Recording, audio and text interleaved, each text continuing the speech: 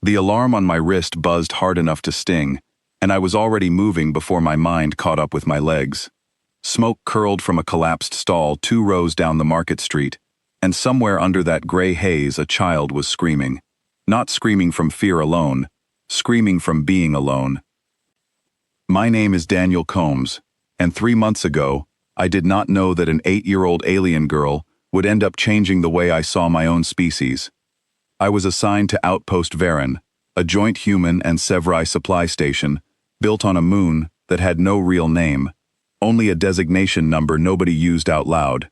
The HFY were a small, thin-boned people, gray-skinned with large black eyes that seemed to hold too much sadness for their size.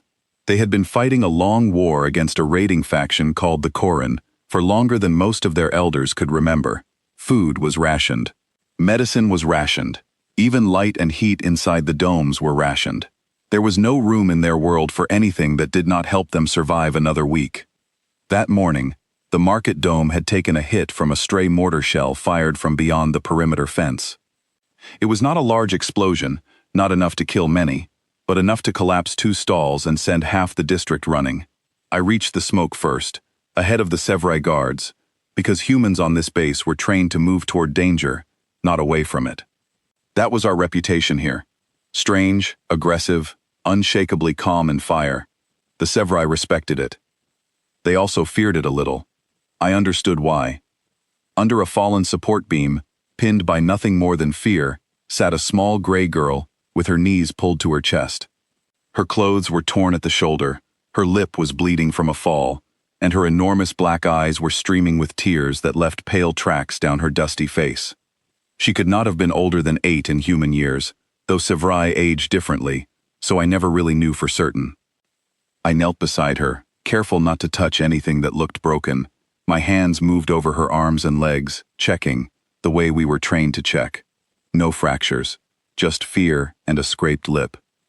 "Hey," I said, keeping my voice low the way you would for any frightened child, human or not. "You're safe. I've got you. What's your name?" She stared at me like she had never heard a human speak HFY before. Most of us did, through translator implants, but the sound still came out strange, layered under our own voices. "Meera," she whispered. "Meera, I'm Daniel. Nobody is going to hurt you. Can you stand up for me?" She shook her head, and more tears came, and this time they came with words that had nothing to do with the fire or the smoke or the beam that had nearly crushed her. "My mother is on shift. My father is on shift. Nobody is coming for my birthday. Nobody ever comes." I sat back on my heels, confused by the shift in her grief. A moment ago she had been trapped under debris.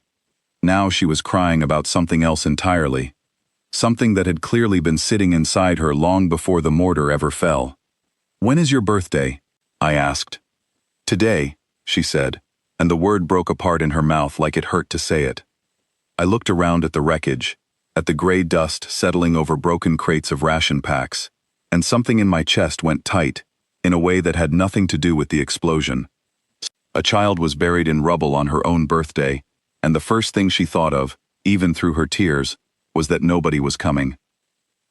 I carried her out myself, against the mild protest of the HFY medics who arrived a minute later. She did not want to let go of my arm, and honestly, I did not try very hard to make her. The medical tent on the eastern edge of the dome was crowded that day, full of coughing elders and workers with minor burns. Meera sat on the edge of a cot while a nurse cleaned the cut on her lip, and I stayed, because nobody told me to leave, and because something about her stuck to me the way certain moments do, without asking permission. While the nurse worked, I asked her more questions, gently, the way you draw a frightened animal out of a hiding place with patience instead of force. "Do you have any toys, Meera? Something you play with at home?" She looked at me with an expression that had no confusion in it, none at all, only a flat and quiet certainty that told me the question itself was strange to her. "Toys are for children who are not needed," she said, like she was repeating something she had heard from an adult 100 times. "We are needed." I did not understand at first, so I asked one of the HFY nurses, a woman named Tessa Orlan, who had worked alongside humans for 2 years and had grown comfortable speaking plainly with us. Their culture stopped making things like that generations ago, Tessa explained, wrapping a bandage around a burn on someone's arm without looking up. During the early years of the war, resources were stripped down to only what kept people alive and working. Metal, cloth, plastic, all of it went to shelters, to weapons, to food storage. Children stopped expecting anything beyond survival. Toys became a memory older Sevrai tells stories about, not something the young ones ever touch. That's... I searched for a word that would not sound like an insult to her whole civilization. That's a hard way to grow up. It is the only way we know, Tessa said simply, and there was no self-pity in her voice, only tiredness, the kind that comes from carrying something so long you forget it has weight. I looked back at Meera, who sat with her knees pulled up again, watching the nurses move around the tent, with the patient stillness of a child who had learned very young not to ask for attention she did not think she deserved. Something settled in me then, quiet and stubborn, the kind of decision that does not ask permission from the rest of your plans for the day.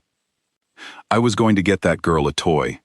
It sounds like such a small thing when I say it now, almost silly, considering the war outside the dome walls, considering the mortar shells and the rationed food, and the long list of things that mattered more.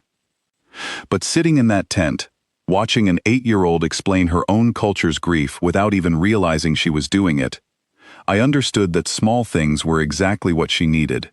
Not another lecture about survival, not another ration card. Something that told her she mattered simply for existing, not for what she contributed. The problem was that Outpost Varen did not sell toys. There was no toy store, no market stall stocked with anything resembling play. Every shop sold food, tools, medical supplies, or parts for machinery. I checked 3 different vendors before I understood the scale of what Tessa had told me. It was not exaggeration.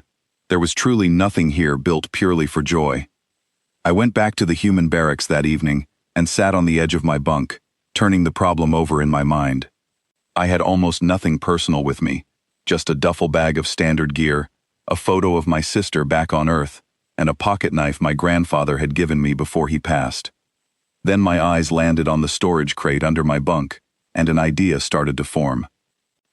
I worked through most of the night. I had some skill with my hands, learned from years of tinkering with old engines back home, and I used every bit of it.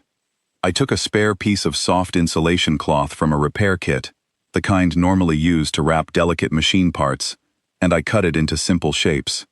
2 ears, a round head, a body, 4 short limbs. I stuffed it with foam padding scavenged from a broken crate lining, and I stitched the edges with wire thread meant for field repairs, my fingers cramping by the 3rd hour.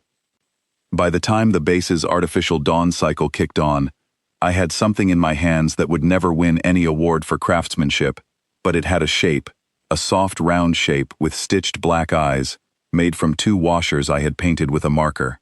It looked almost like the small furred creatures Sevrai children sometimes saw scurrying near the outer farms. According to Tessa, back before the war pushed those creatures out of the settled zones entirely. I held it up in the gray morning light and felt strangely nervous, the way you feel handing someone something you made yourself, knowing it might not be enough. Word travels fast on a small outpost, and my supervisor, a broad-shouldered woman named Karen Bailey, found out what I had been doing before I even left the barracks that morning. "You used repair cloth and foam padding for a stuffed animal," she said, arms crossed, though there was no real anger in her voice, more disbelief than anything else. "Scrap cloth," I corrected. "Torn insulation, nobody was going to use again." "Combs, we are rationed on that material too. Everything on this base is rationed." "I know." She studied me for a long moment, and I braced myself for a reprimand, maybe even a formal note in my file. Instead, she exhaled slowly and shook her head, something close to a tired smile pulling at the corner of her mouth. "You humans," she muttered, not unkindly. "You'll bleed for strangers, and then turn around and stitch toys out of garbage for a kid you met yesterday." "She's not a stranger anymore," I said. "Not to me." Karen did not stop me. She just told me to be back before the midday supply rotation, and turned to walk away, though I caught her glancing back once, like she was still trying to work out what kind of creature would do something like this without being ordered to. I found Meera later that morning sitting outside her family's small housing unit, alone again, waiting for parents who worked long shifts to keep the base's power grid running. She looked smaller in the daylight than she had the day before, thinner somehow, though maybe it was just the way grief makes a person look smaller than they are. I crouched down in front of her and held out the stuffed shape without saying anything at first. I wanted her to see it before I explained it, wanted her reaction to come from her own eyes, and not from anything I told her to feel. She stared at it for a long moment, her black eyes wide and unmoving, and I worried, briefly and sharply, that I had misjudged everything, that this strange, soft object meant nothing to a child who had never been taught that things like it could exist. Then she reached out with both hands, slow and careful, like she thought it might disappear if she moved too fast, and pulled it against her chest. "What is it?" she asked, her voice barely above a whisper. "It's yours," I said. "A toy. For your birthday." Her fingers pressed into the soft fabric, tracing the stitched seams, the crooked little ears, the washer eyes that did not quite match in size. She looked up at me, and the tears that came this time were nothing like the ones from the day before. These did not carry fear or grief. They carried something that looked almost like disbelief, the kind that comes when a person is given proof that the world can still surprise them in a good way. "You made this," she said. It was not a question. "Last night." "I'm not much of a craftsman, but I tried." "Nobody has ever made me anything," she said, and pulled the toy tighter against her chest, burying her face against its soft head. "Nobody makes things that are not needed." "You're needed too, Meera," I said. "But you're also allowed to have something just because it makes you happy. Both things can be true." She did not answer right away. She just sat there, hugging the small stuffed shape, rocking slightly, the way children do when they are trying to hold on to a feeling before it slips away. Word of what I had done spread through the Sci-Fi section of the outpost faster than I expected. By that afternoon, a small crowd had gathered near the housing unit, mostly children at first, drawn by curiosity, then a few adults who came to see what all the quiet murmuring was about. Meera sat in the middle of it all, showing off her toy like it was the rarest treasure in the galaxy, and in a way, on that outpost, it was. An elder named Voss, one of the district coordinators who oversaw supply distribution, approached me with a cane in one hand and a look on his face I could not quite read. His skin was more silver than gray, the mark of advanced age among his people, and his eyes carried the particular weight of someone who had seen too many years of rationing and loss. "You made that from repair materials," he said, not accusing, simply confirming. "Yes, sir." "Do you understand what you have done?" I hesitated, unsure if I was about to be praised or corrected. "I gave a kid a toy for her birthday." Voss shook his head slowly, leaning on his cane. "You gave an entire generation of children something they have never had. Word of this will travel through every housing block by tonight. Parents will ask why.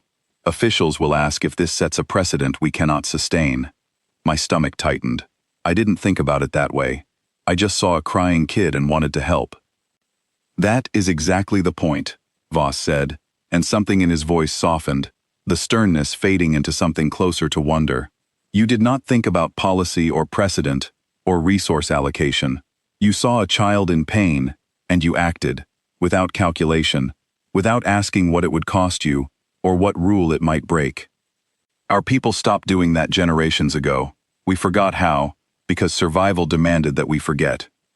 He looked past me, toward Meera, who was now showing her stuffed toy to a group of other children, with wide-eyed excitement, letting each of them touch the crooked stitched ears, like it was something sacred.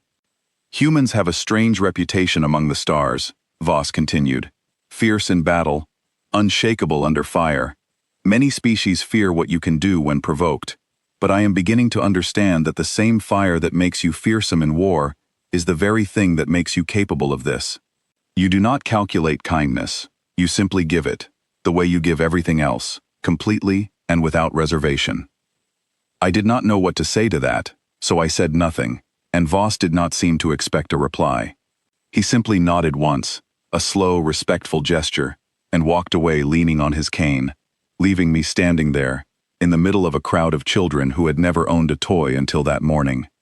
Over the following days, Something shifted in the housing block, small at first, then harder to ignore. Other humans on the base, hearing about Meera and her stuffed toy, began quietly gathering scrap materials of their own.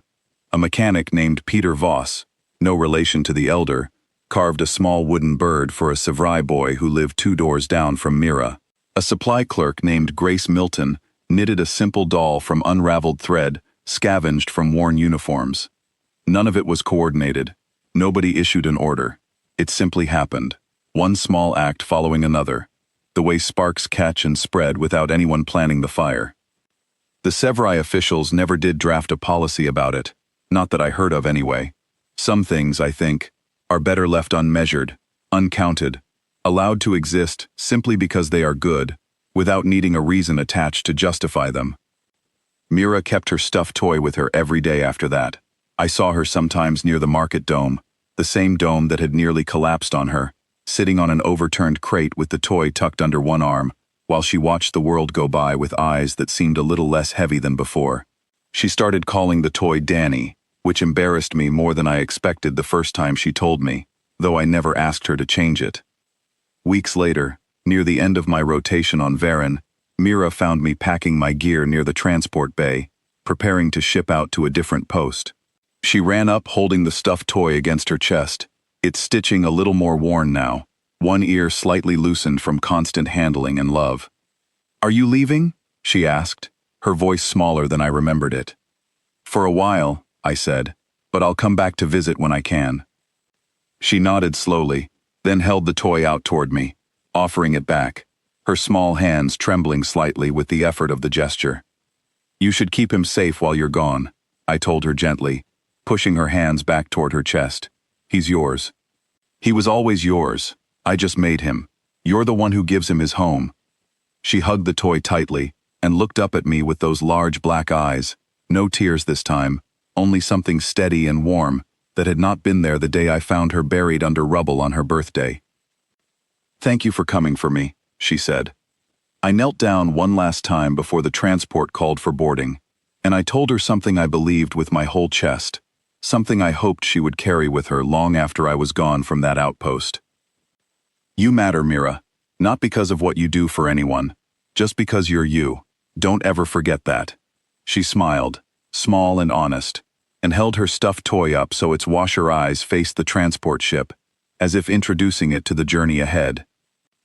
As I boarded the ship and watched Outpost Varen shrink behind the viewport, I thought about what Voss had said, about fire and calculation, and the strange, stubborn kindness that seemed to live inside humanity, right alongside everything fierce and unshakable. I did not fully understand it myself, not completely, not even now, but I understood this much. Somewhere on that gray moon, a little girl who had once believed toys were only for children who were not needed, now fell asleep every night with a crooked, hand-stitched creature, made from scrap cloth and quiet love, and for reasons I still cannot fully explain, that felt like one of the most important things I had ever done in my entire life.